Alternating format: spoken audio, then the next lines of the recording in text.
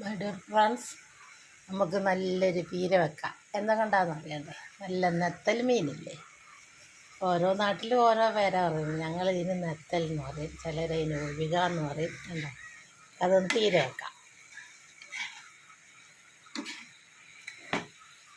അതിന് വേണ്ട സാധനങ്ങൾ: നെത്തൽ ആദ്യം വെട്ടി നന്നാക്കി എടുക്കുക. അതിന് ശേഷം കൊടംപുളി,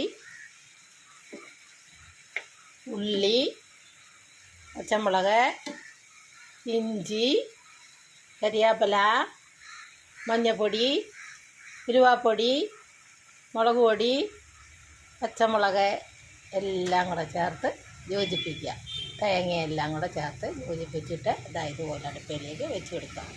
കുറേ വെള്ളം ഒഴിക്കണ്ട കേട്ടോ, കുറച്ച് വെള്ളം ഒഴിച്ചാൽ മതി. അത് വേവാൻ മാത്രം വെള്ളം ഒഴിച്ചാൽ മതി. പിന്നെ അത് ചെറുങ്ങനെ സിമ്മിലിട്ട് ആവിയേറ്റി വേവിക്കുക. അപ്പോഴത്തേക്ക് എൻ്റെ ചാനലൊന്ന് ലൈക്ക് ചെയ്യുക, സബ്സ്ക്രൈബ് ചെയ്യുക, ഫോളോ ചെയ്യുക, കമൻറ്റ് ചെയ്യുക. ശോശാമ്മ കിച്ചൺ അല്ലെ food channel Keralam by Shoshamma. നെത്തൽ പീര വെക്കുക. നല്ല സൂപ്പർ ഒരു പീര.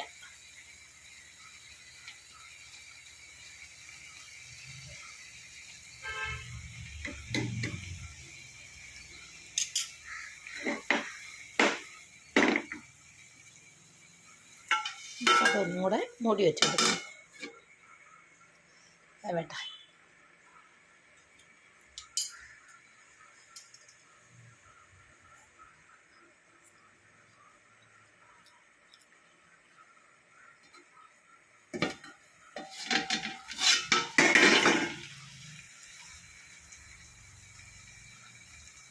നെത്തൽ പീര വെച്ചത് എല്ലാവരും ഉണ്ടാക്കി നോക്കുക. ലൈക്ക് ചെയ്യുക, സബ്സ്ക്രൈബ് ചെയ്യുക, ഫോളോ ചെയ്യുക.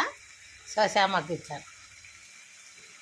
നെത്തൽ മീൻ പീര വെച്ചത്. നെത്തൽ മീൻ കണ്ടില്ലേ? ഇതാണ് നെത്തൽ മീൻ എന്ന് പറയുന്നത്. ഉണ്ടോ? ചില നാട്ടിലിന് ഒഴുക എന്ന് പറയും. ഓരോ നാട്ടിലും ഓരോ പേരാണ്. ഞങ്ങൾ നെത്തൽ എന്ന് പറയും. ഇത് പീര വെക്കാം, വറക്കാം,